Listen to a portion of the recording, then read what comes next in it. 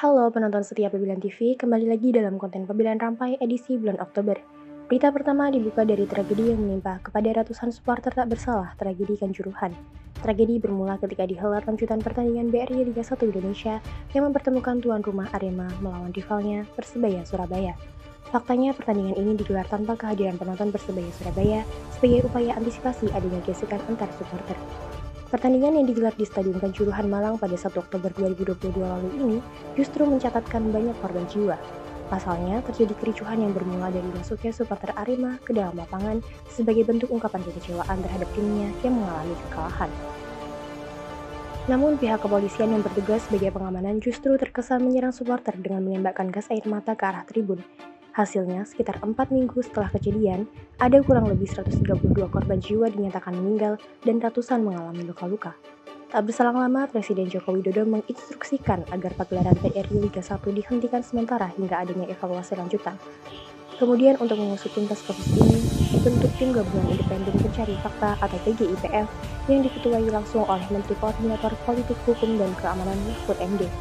Adanya tim investigasi berstatus independen ini akhirnya melahirkan beberapa rekomendasi yang ditujukan ke berbagai pihak seperti PSSI, penyelenggara liga, hingga Kementerian Pekerjaan Umum dan Perumahan Rakyat atau PUPR. Salah satu temuan TGIPF ialah tidak adanya profesionalitas dari para stakeholder yang berkaitan atas kejadian ini. Dilansir dari berbagai media, Persatuan Sepak Bola Seluruh Indonesia atau PSSI menolak rekomendasi yang diberikan oleh TGIPF yang notabene ialah tim bentukan pemerintah. Tak hanya penolakan itu, Ketua Umum PSSI dan jajarannya juga menolak untuk mundur dari kursi kepengurusan. Tim riset Pemilihan TV melakukan penelitian kepada supporter aktif terkait tragedi Kanjuruhan ini. Mayoritas responden mengatakan kejadian ini merupakan kesalahan oknum aparat yang menembakkan gas air mata ke arah tribun penonton. Hingga hari ini pertandingan BRI Liga 1 masih diberhentikan dan PSSI didesak untuk segera melakukan konferensi luar biasa atau KLB. Tak hanya kasus di Kanjuruhan, Oktober juga diwarnai dengan sengketa wilayah antara Indonesia dan Australia yang berebutkan Pulau Pasir di Nusa Tenggara Timur atau NTT. Kronologi sengketa dimulai ketika masyarakat ada di NTT meminta Australia agar segera hengkang dari Pulau Pasir. Dilansir dari liputan media Antara, Ferdi Tanoni selaku Ketua Yayasan Peduli Timur Barat atau YPTB telah meminta Australia untuk menunjukkan bukti kepemilikan yang sah atas Pulau Pasir. Lanjut lagi, akibat sengketa ini, banyak nelayan NTT yang melaut di sana ditangkap oleh otoritas Canberra Australia. Kata Ferdi juga saat ini, Australia sedang melakukan aktivitas pengoboran minyak di kawasan Pulau Pasir tersebut.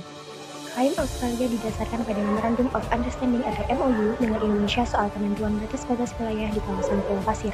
Mengalir dari situs resmi Australia, ga.gov.au, pulau tersebut terletak di tepi luar landas kontinen di Samudra Hindia dan Laut Timur, sekitar 320 km di lepas pantai barat Laut Australia dan 170 km selatan Pulau Rote Indonesia.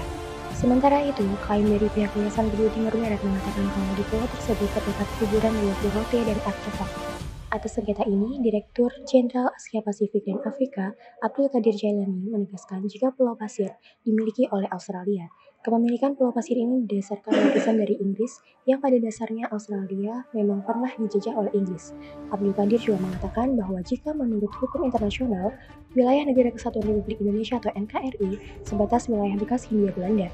Dalam catatan administrasi Hindia Belanda, Pulau Pasir tidak pernah masuk di dalamnya, sehingga Pulau Pasir bukan termasuk wilayah NKRI. Berita ketiga datang dari Universitas Muhammadiyah Surakarta atau UMS yang melakukan internasionalisasi yaitu kerjasama dengan salah satu kampus di Korea Selatan, Tongmyong University. Penandatanganan kerjasama ini telah dilakukan pada 24 Oktober 2022 lalu di Editorium Kiai Haji Ahmad Dahlan Universitas Muhammadiyah Surakarta. Eksklusif kepada yang pengadilan, Supriyono selaku Wakil Rektor atau WR5 Universitas Muhammadiyah Surakarta mengatakan jika nantinya UMS akan memiliki kelas di Tongmyong University, begitupun sebaliknya Tongmyong University akan memiliki kelas di Universitas Muhammadiyah Surakarta. Kerjasama ini akan mulai dilakukan pada tahun ajaran 2023 sampai 2024 mendatang.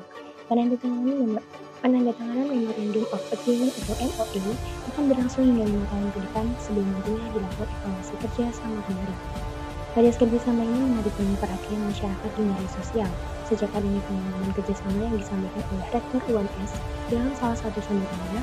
Upaya internasionalisasi ini banyak diperbincangkan. Diketahui, lebih dari 1 hari trending di Twitter ditempati oleh berita kerjasama ini.